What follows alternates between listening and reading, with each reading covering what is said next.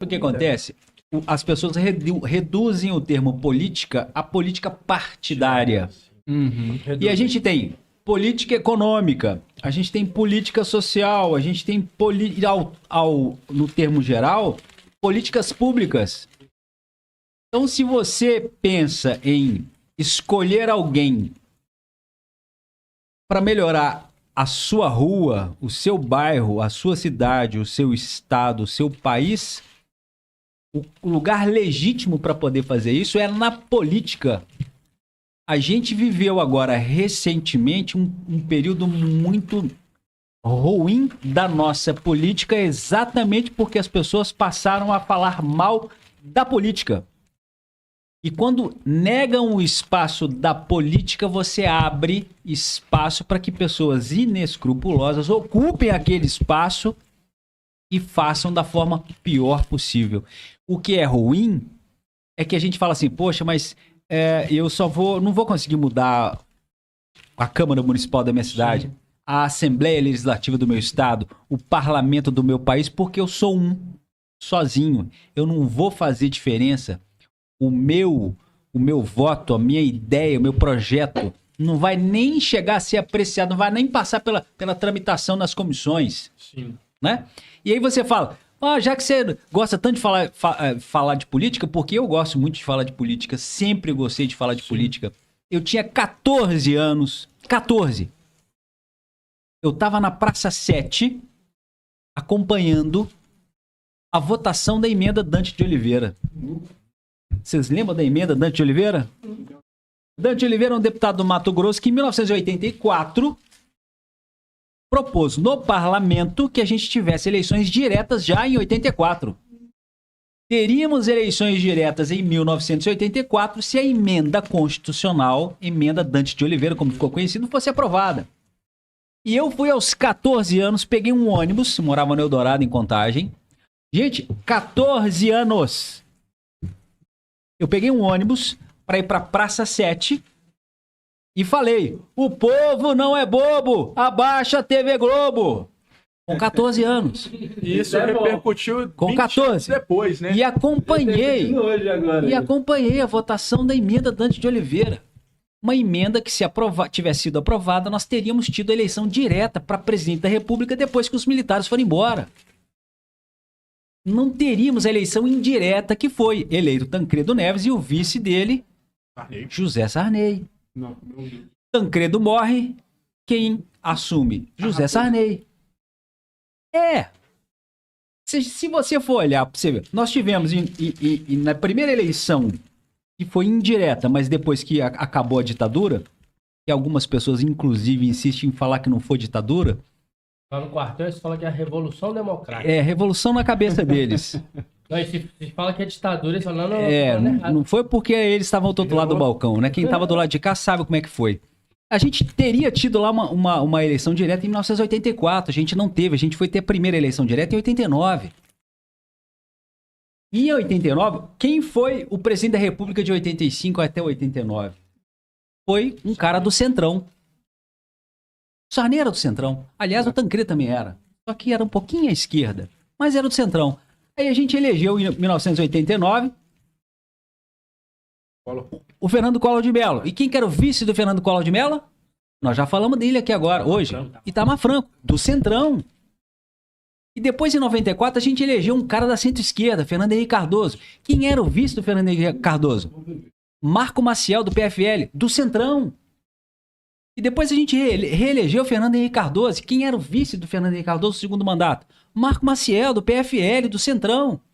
E depois a gente elegeu o Lula, em 2002. Quem era o vice de Lula? Zé de Alencar. Zé Alencar, do PL, do Centrão. E depois a gente elegeu de novo o Lula. E elegeu o vice Zé Alencar de novo, que era do PL, do Centrão. E depois a gente elegeu Dilma Rousseff. E quem era o vice da Dilma Rousseff? Do Centrão. Do Centrão. E depois a gente elegeu de novo a Dilma Rousseff em 2014. E quem era o vice? Do Centrão. Isso só acabou na eleição de 2018.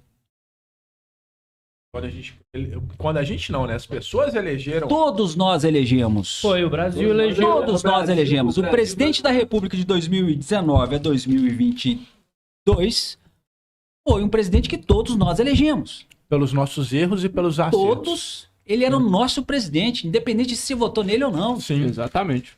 Assim como foi eleita Dilma Rousseff em 2014 por todos nós brasileiros. Sim. E a Dilma Rousseff foi apiada do poder sem ter cometido um crime. Nem a pedalada fiscal era crime, porque o Fernando Henrique Cardoso cometeu um crime que não era. Todo mundo antecipava dinheiro da Caixa Econômica Federal para programa social. O Centrão que...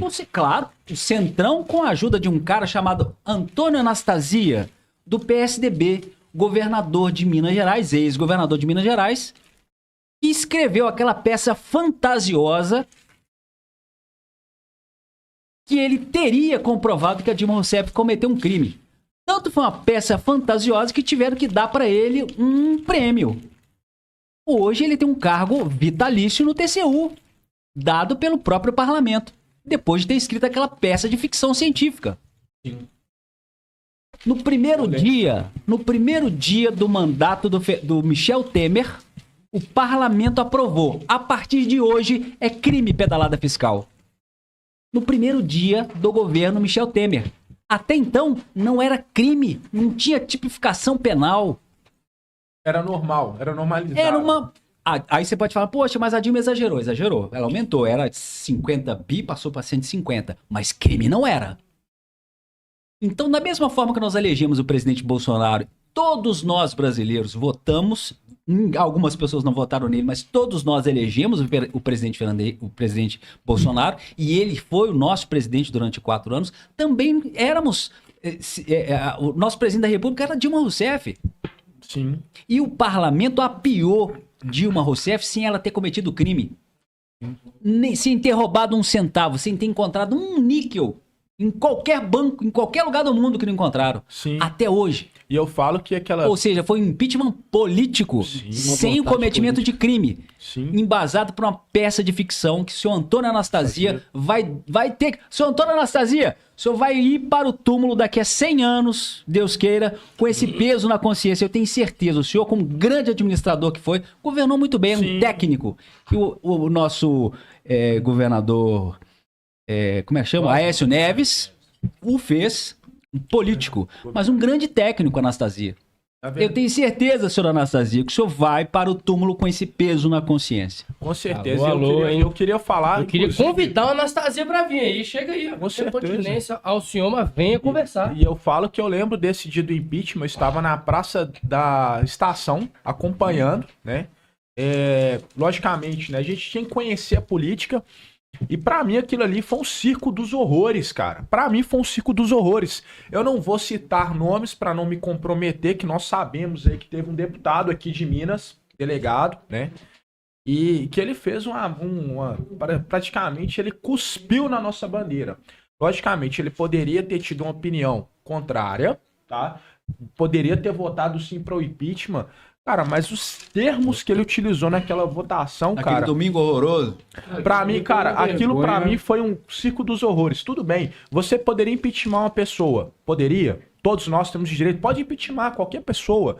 Até mesmo o próprio Bolsonaro. Eu acho que nós temos que ter o respeito para a dignidade da pessoa humana. E aquilo ali faltou com respeito. Porque a partir do momento que as palavras que foram deferidas contra uma mulher... Sim, a Dilma ela é uma mulher, ela pode ter cometido erros, ela no passado dela ela pode ter tido, por exemplo, né, se infiltrado em movimentos contra o regime militar, tudo bem. Ela sabe o motivo que ela estava ali. Eu acho que, por mais que nós temos os nossos adversários, eu não falo inimigos, tá? Mas eu digo que aquilo ali pra mim foi um circo dos horrores pela falta de respeito que houve. Inclusive, quando tiveram ali, cara, foram palavras deferidas contra... a própria presidente na época até então que sofreu impeachment, cara, que aquilo ali pra mim remete até um filme, chama Não Olhe Pra Cima. E você vê aquela situação, todas as pessoas se unindo, sabendo da verdade, mas por um propósito político, você impeachment uma pessoa. Tudo bem, eu já estava em discordância com a forma de governar naquela época do próprio PT, sim, eu estava em discordância por algumas questões opinativas. Mas em momento algum imaginaria que poderia ser daquela forma. Eu acho que deveriam ser trabalhadas outras maneiras. Olha, vamos fazer um impeachment de forma ética, profissional, apresentar, como se diz, né, as peças plausíveis para falar, nós temos isso aqui como prova.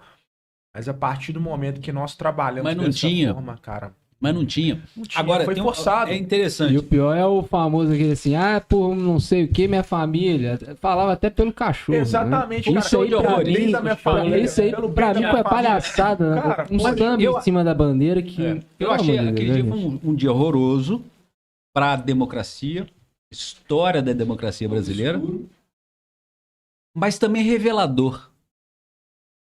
Eu costumo dizer que você olha, a hora que todo mundo olhou para aquele parlamento, eu senti vergonha do parlamento. Mas fomos nós que elegemos aquele parlamento. Aquilo ali é Então, nosso, aquele né? ali é produto nosso. Da nossa ignorância, da nossa falta de conhecimento, da nossa falta de educação política. Falta Aquilo de ali é aquilo que a gente conseguiu produzir naquele momento. Aquilo ali é o suco, como o José fala muitas vezes, É o suco. é o suco do Brasil. É. Mas ainda falta